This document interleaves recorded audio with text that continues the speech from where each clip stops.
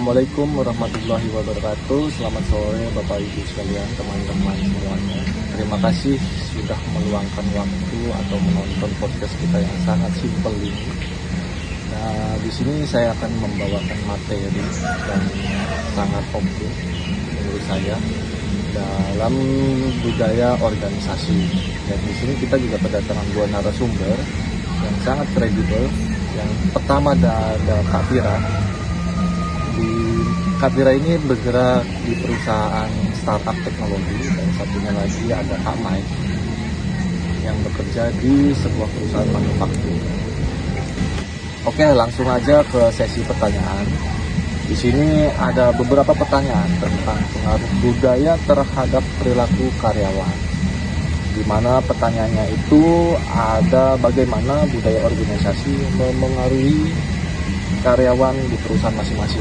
Kita mulai dari Kak Vira dulu. Oke, baik. Di tempat kerja kami biasanya budaya itu sangat fleksibel. Tidak ada dress code yang ketat, tidak ada jam kerja, yang penting target tadi tercapai. Dan bahkan ada beberapa tim kami pun bekerja dari rumah atau remote, jadi tidak selalu untuk datang ke kantor. Menarik. Efeknya apa tuh ya Kak Vira? Efeknya tuh tim kami bisa berinovasi. Mereka tidak takut mengusulkan ide, karena di sisi lain juga kita bisa mengambil keputusan tanpa harus menunggu persetujuan. Dan di sisi lain ada juga yang kurang disiplin perihal waktu karena merasa terlalu bebas. Wah, sangat berbalik ya. Di kami itu sangat mementingkan SOP karena setiap langkah kerja diatur secara detail, Kak Vira. Mulai dari cara memakai alat pelindung diri, urutan proses produksi, serta kualitas produk yang harus diperiksa berkali-kali. Jadi di sini ada dua perusahaan yang sangat-sangat berbeda nih dalam menerapkan SOP-nya. Terus pertanyaannya, kenapa harus seketat itu? Ramai. Karena kami berurusan dengan mesin berat ya, Mas Agung, dan bahan baku logam.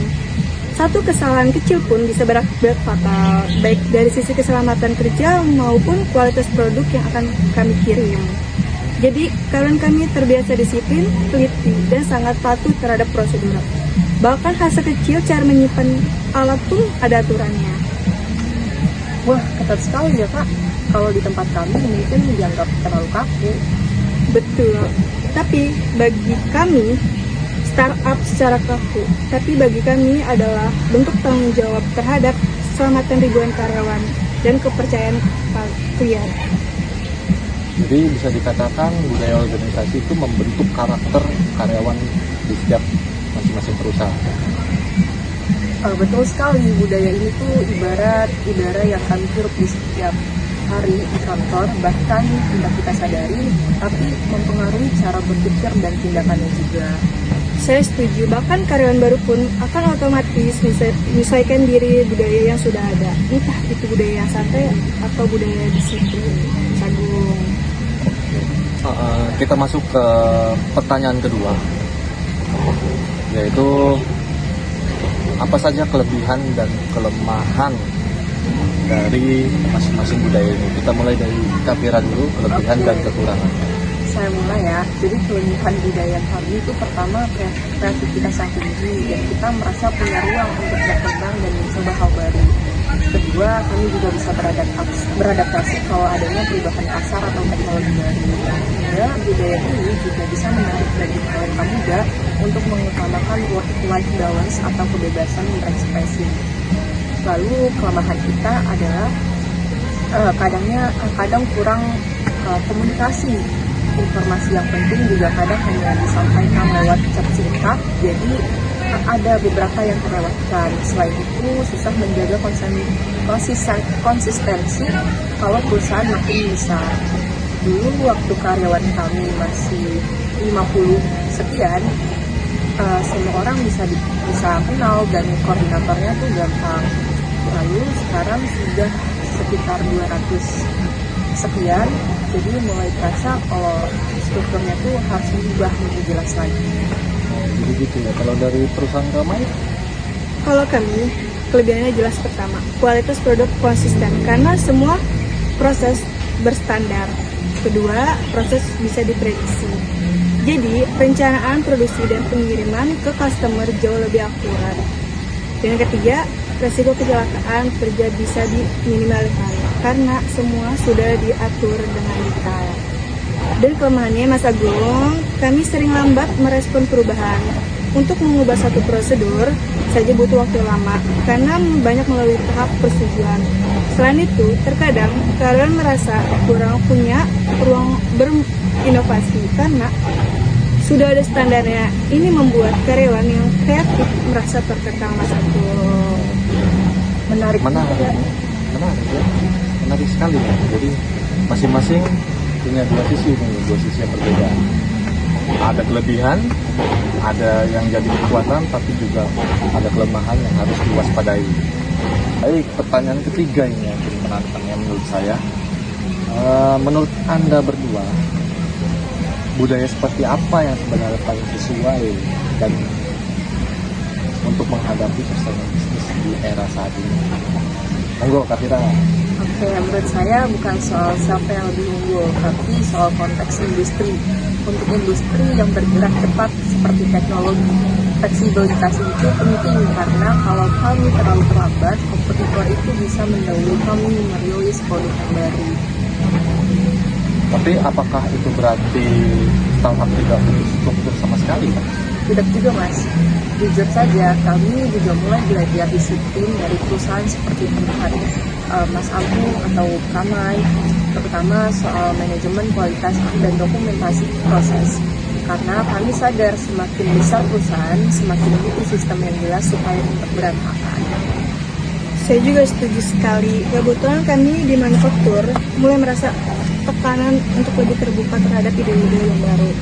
Misalnya, sekarang kami mulai menerapkan otomatisasi dan digitalisasi di beberapa lini produksi yang dulu tidak pernah terpikirkan. Jadi ada semacam pergeseran juga ya di bidang industri manufaktur. Betul, Mas Agung, kami mulai membentuk tim inovasi kecil semacam lab internal yang diberi leluasa lebih untuk bereksperimen mencari solusi baru tanpa harus terlibat SOP yang kaku, tapi tetap dalam koordinator yang aman dan terkontrol, Mas Agung. Nah, menarik sekali itu, Kamai.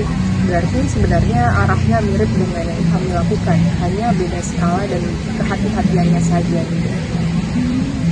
Jadi menurut Anda berdua, solusinya itu budaya hybrid atau apa? Saya rasa sih iya, kedepannya perusahaan butuh budaya yang hybrid, disiplin di bagian yang berisiko tinggi seperti produksi dan keselamatan kerja, tapi fleksibel yang di bagian yang butuh inovasi seperti riset dan pengembangan produk baru. Setuju, bahkan kami di startup pun mulai menerapkan itu. Misalnya tim keuangan dan legal kami cukup tetap dan terstruktur karena berurusan dengan regulasi dan uang nasabah. Kami tim produksi dan desain tetap fleksibel supaya bisa terus berinovasi. Jadi bisa disimpulkan solusinya bukan memilih salah satu secara ekstrim, tapi menggabungkan kekuatan dari kedua budaya sesuai kebutuhan masing-masing bagian organisasi itu. Tepat sekali, Mas Agung. Setuju. Baik, kita sudah mendengar diskusi antara saya, Kak Fira, dan Kak Mai. Gimana saya bisa dapat merangkum sedikit diantaranya itu budaya organisasi sangat mempengaruhi perilaku anggotanya, baik dari sisi berpikir, bersikap, maupun mengambil keputusan. Terus setiap budaya, baik yang fleksibel maupun yang terstruktur, memiliki kelebihan dan kelemahan masing-masing, tergantung konteks dan resiko industri. Ketiga, untuk menghadapi persaingan saat ini, perusahaan sebaiknya membangun budaya hybrid, disiplin di area bersifat tinggi, namun tetap fleksibel dan membutuhkan inovasi. Dan keempat, budaya organisasi yang kuat dibangun melalui keteladanan pemimpin, konsisten reward, keterbukaan ruang dialog, serta evaluasi berkelanjutan. Sekali lagi saya ucapkan terima kasih untuk Kak Fira dan Kak Mai yang sudah hadir di podcast yang sangat simpel ini. Oke, terima kasih Mas Agung atas kesempatannya. Semoga diskusi kita hari ini bisa bermanfaat dan terutama bagi teman-teman yang sedang membangun startup dan organisasi yang baru yang akan datang. Saya juga terima kasih kepada Mas Agung dan Kak Fira. Semoga yang kami sampaikan menjadi bahan diskusi ini menjadi inovasi bagi mereka. Bahwa tidak ada budaya yang benar-benar sempurna. Semuanya tentang menemukan keseimbangan yang tepat. Baik, terima kasih semuanya. Assalamualaikum warahmatullahi wabarakatuh.